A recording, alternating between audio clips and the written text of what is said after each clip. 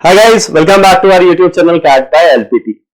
अभी तक हमने डिस्कस किया अर्थमेटिक प्रोग्रेशंस में basics of arithmetic progressions and we discuss about sum of an arithmetic progression. आज के सेशन में हम कुछ मिसलेनियस कांसेप्ट्स डिस्कस करने वाले हैं। So let's start with our first concept which is common terms of two arithmetic progressions. तो let's say आपके पास दो एपी हैं 1, 5, 9, 13, 17, 21, 25, 29 and so on, and you have another AP 3, 9, 15, 21, 27, 33, 39, 45 and so on. ठीक है, तो ये जो फर्स्ट एपी है यहां पर कॉमन डिफरेंस कितना है 4 का, और ये जो सेकेंड एपी है यहां पर कॉमन डिफरेंस है 6 का। Now if I ask you कि ये जो कॉमन टर्म्स हैं इन दोनों एपी में जो कॉमन टर्म्स हैं उनके बारे में हम कुछ पैटर्न नोटिस कर सकते हैं क्या? Let's see. First common term क्या है यहां पर? First common term is 9। आप देखो series simple by observation you can figure that out. Next common term क्या होगा? 21 दोनों सीरीज में आ रहा है तो 21। नेक्स्ट कॉमन टर्म क्या होगा? 25, 29 4 ऐड होके नेक्स्ट टर्म आएगा 33। सो 33 here is the next term. ठीक है, तो ये जो कॉमन टर्म्स लिखते जाते हैं 9, 21, 33 and so on. Next common term क्या होगा? अब if you figure out the pattern, आपको दोनों सीरीज में आगे तक जाने की जरूरत नहीं पड़ेगी। नेक्स्ट कॉमन टर्म क्या होना चाहिए? देखो 9 से 21 आया, क्या किया हमने? 12 ऐड किया। 21 से 33 आया, क्या किया? फिर से 12 ऐड किया। तो ये भी इफेक्टिवली क्या हो गई? एक अर्थमेटिक प्रोग्रेशन हो गया, राइट? तो नेक्स्ट टर्म क्या होगा? 33 प्लस 12 45। नेक्स्ट कॉमन टर्म क्या होगा? 45 प्लस 12 57 एंड सो ऑन। ठीक है, तो ये जो कॉमन डिफरेंस 12 आ रहा है, ये कॉमन डिफरेंस 12 क्यों आ रहा है? कैसे आ रहा है ये common difference 12? Well, the common difference 12 is nothing but the LCM of the two individual common differences of the original AP.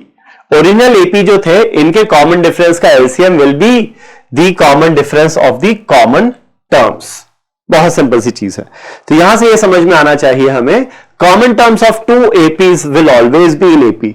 दो एपीज में कॉमन टर्म्स अगर हम देखेंगे तो वो टर्म्स भी एपी में होंगे, और उन कॉमन टर्म्स का जो कॉमन डिफरेंस होगा that will B LCM of the common difference of original APs. Very very simple सा कंसेप्ट है।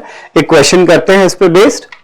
Find the number of common terms in the following AP 7, 11, 15, 19, 23 से लेकर 411 तक। पहला एपी 411 तक है तो इसको मैं अलग से लिख लेता हूं 7, 11, 15, 19 सो ऑन टिल 411। और नेक्स्ट एपी है 8, 13, 18, 23 से लेकर 463 तक। इन दोनों में कॉमन टर्म्स कितने हैं ये बताना है। तो कॉमन टर्म्स हमें पता है एपी में होंगे। सबसे पहला कॉमन टर्म क्या है यहां पर? वेल, क्लियरली तो दिख नहीं रहा है तो हमें कुछ और आगे तक देखना पड़ेगा। 11, 15, 19 यहां पे क्या हो रहा है? 4 ऐड होता जा रहा है, तो यहां पर नेक्स्ट टर्म आएगा 23 और यहां पर भी 23 एक टर्म है। तो फर्स्ट कॉमन टर्म इज 23। अब पहला कॉमन टर्म 23 आ गया ना, इसके बाद ज्यादा मेहनत करने की जरूरत नहीं है। यहां पर कॉमन डिफरेंस है कितना? 4 का। यहां पर कॉमन डिफरेंस है कितना? 5 का। 5 ऐड होता जा रहा है, राइट? तो इन दोनों का जो एलसीएम आएगा, इन दोनों का जो एलसीएम होगा 4, 5 का LCM is 20। That is going to be the common difference of the common terms. क्या होगा? 20। तो 23 के बाद नेक्स्ट टर्म क्या होगा? प्लस 20 कर दो 43, फिर नेक्स्ट टर्म प्लस 20 कर दो 63 एंड सो ऑन। ये हो गए कॉमन टर्म की सीरीज। लेकिन यहां पर एक दिक्कत है, अभी कहां तक जाएगी ये? कहां तक जाएगी? मैक्सिमम कहां तक जाएगी? अब देखो, इसका हाईएस्ट टर्म है 411 और इसका हाईएस्ट टर्म है 463। तो जो कॉमन सीरीज है उसका हाईएस्ट टर्म 411 हो सकता है क्या? बिल्कुल हो सकता है, क्योंकि 411 इस सीरीज में भी आया हुआ होगा। बट क्या इसका हाईएस्ट टर्म 463 हो सकता है क्या? अब 463 सेकेंड सीरीज में तो है, फर्स्ट सीरीज में तो है ही नहीं। फर्स्ट सीरीज तो 411 पर ही आके रुक गई है। तो ये जो हाईएस्ट टर्म होगा ना, that should definitely be less than और equal to the lesser of these two values. 411 या उससे कम ही होनी चाहिए, उससे ज्यादा नहीं हो सकती। तो यहां पर हम बोल सकते हैं nth term of the common series will be first term plus n-1 into common difference which is 20. This should be less than equal to 411. ठीक है, तो ये हो जाएगा 23 plus 20n minus 20 should be less than equal to 411। तो 20n ये हो गया, 23 माइनस 20 इज 3 उधर जाके सब्ट्रैक्ट होगा, is less than equal to 408। n is less than equal to 408 by 20। 408 divided by 20 is 20.4। तो n की हाईएस्ट पॉसिबल वैल्यू क्या हो जाएगी? n has to be an integer, right? Integer होना है तो n की highest integral possible value is 20। सो कितने कॉमन टर्म्स हो गए सीरीज में? The total number of common terms is 20। Option be here is the right answer. 20 common terms होंगे इस सीरीज में।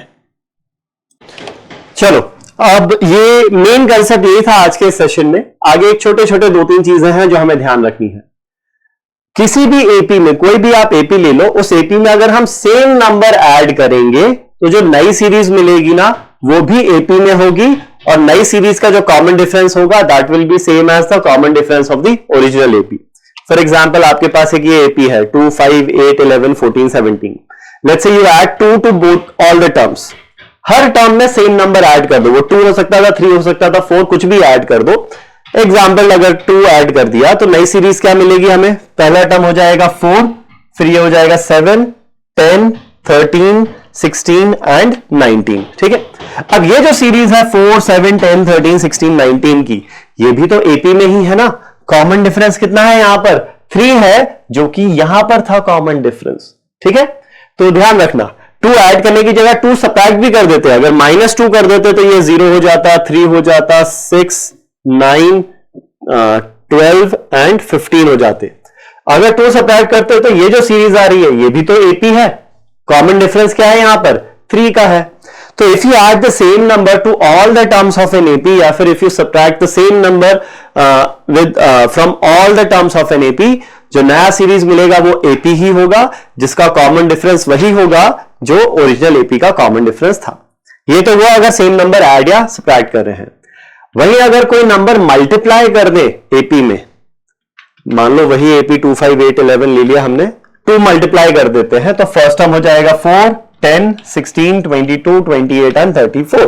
अब ये जो सीरीज है 4, 10, 16, 22, 28, 34, ये भी तो एपी है, लेकिन इस एपी में कॉमन डिफरेंस कितना है? Common difference here is 6। 16 minus 10 is 6, 22 minus 16 is 6, 28 minus 22 is 6। Original AP का कॉमन डिफरेंस क्या था? वो था 3। तो अगर सेम नंबर मल्टीप्लाई कर दिया तो नई सीरीज मिलेगी एपी, लेकिन नई सीरीज का जो कॉमन डिफरेंस होगा ना वो भी उसी नंबर से मल्टीप्लाई हो जाएगा जिससे हर टर्म को किया है। अगर ये हम हाफ कर देते, हर टर्म को हाफ कर देते, डिवाइड बाय 2 कर देते, तो ये हो जाता 1, 2.5, 4, 5.5, 7, 8.5। तो अब ये जो कॉमन डिफरेंस आ रहा है ये भी तो एपी है। कॉमन डिफरेंस कितना है यहां पर? 1.5 का है। यहां कॉमन डिफरेंस था 3 का। तो अगर सारे टर्म्स आधे कर दिए तो कॉमन डिफरेंस भी क्या हो गया? आधा हो गया। तो ये है, सेम नंबर ऐड या सब्ट्रैक्ट करने से कॉमन डिफरेंस चेंज नहीं होता, लेकिन सेम नंबर मल्टीप्लाई या डिवाइड करने से कॉमन डिफरेंस अकॉर्डिंगली चेंज हो जाता है एपी में। जो नई सीरीज मिलती है वो तो एपी ही रहेगी, बट कॉमन डिफरेंस में अंतर आ जाएगा अगर मल्टीप्लीकेशन और डिवीजन हो रहा है तो। ये ध्यान रखना, राइट। एंड लास्ट थिंग, कुछ चीजें हैं जो याद रखनी है। Sum of first n natural number, सिर्फ नेचुरल नंबर्स के बारे में बात करेंगे। Sum of first n natural numbers is n into n plus 1/2। और ये बहुत इजी भी है वेरीफाई करना। ये एपी तो हो गया 1 + 2 + 3 + 4, तो सिंपल एपी के सम का फॉर्मूला लगा दो, ये आ जाएगा n into n plus 1/2। Sum of squares of first and natural numbers 1 square, 2 square, 3 square का सम क्या होगा? n into n plus 1 into 2n plus 1/6। ये ध्यान रखना, this is sum of first and natural numbers के square. ऐसा नहीं कि बीच में से उठा लिया, 3 स्क्वायर से लेकर 10 स्क्वायर तक टोटल 8 नंबर्स हैं तो n की जगह 8 रख दिया, नहीं, 1 से शुरू होके n तक जाना चाहिए। Sum of squares of first and natural numbers ये है। किसी ने पूछ लिया 1 square plus 2 square till 10 square कितना होता है, तो सिंपल है, यहां फॉर्मूले में n की जगह क्या रख देंगे? 10 रख देंगे। तो ये 1 square, 2 square, 3 square till 10 square is 10 into 10 plus 1 into twice of 10 plus 1 by 6। इसको सॉल्व कर लो, you'll get sum of squares of first 10 natural numbers. Okay? Similarly, sum of cubes of first 10 natural numbers is इस वाले फॉर्मूले का square. Simple है, sum of first 10 natural numbers वाला जो formula है उसका स्क्वायर कर दो तो you get sum of cubes of first 10 natural numbers, n into n plus 1 by 2 whole का square. Fine. Sum of first n odd natural numbers है तो नेचुरल नंबर्स, लेकिन sum of first n natural numbers नहीं है, सिर्फ odd नाम natural numbers हैं। 1 plus 3 plus 5 plus 7 till 2n minus 1। Sum of first n natural numbers. अब यहां पर एक चीज का ध्यान रखना, एक चीज आपको पता होनी चाहिए, पहला नेचुरल नंबर क्या है 1, दूसरा है 3, तो nth नेचुरल नंबर हम कैसे लिखते हैं, nth odd natural number. nth odd natural number क्या होता है, वो होता है 2n माइनस 1।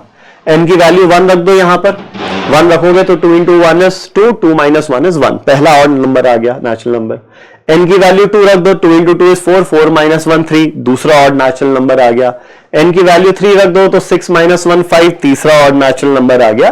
तो nth odd natural number is 2n minus 1 and sum of first n odd natural numbers 1 plus 3 plus 5 plus 7 till nth odd natural number 2n minus 1, इसका सम करोगे तो वो आपके पास आ जाएगा n स्क्वायर।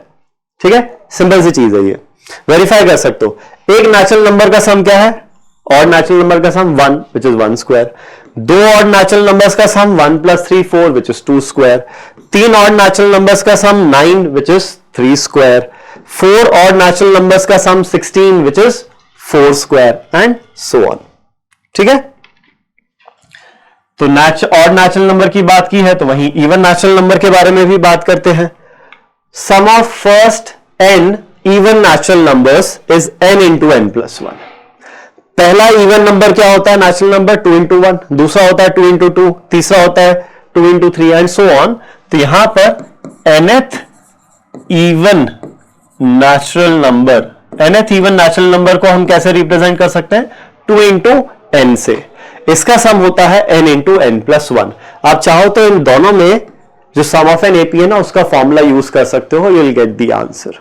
ठीक है, तो ये आपको 5 फॉर्मुलेज ये प्लस 2 ये, टोटल ये 7 चीजें आपको डेफिनेटली याद होनी चाहिए। रात को 2 बजे भी कोई उठा के पूछ ले what is sum of squares of first n natural numbers, बिना सोचे आंसर आना चाहिए n into n plus 1 into 2n plus 1 by 6। इतना अच्छे से याद होना चाहिए अपने को। ठीक है, तो ये हो गया हमारा बेसिक्स ऑफ एपी, जहां पर फर्स्ट वीडियो में हमने बेसिक्स की बात की थी, सेकंड वीडियो में सम ऑफ एन एपी की बात की थी, और आज के सेशन में हमने कुछ मिसलेनियस चीजें देखी। From the next video will shift our focus to geometric progression, GP के बारे में डिस्कस करेंगे, फिर उसके बाद हार्मोनिक प्रोग्रेशन देखेंगे। Towards the end of this series will be looking at the relation between arithmetic mean, geometric mean and harmonic mean as well. Okay, so that's it for this video. Thank you.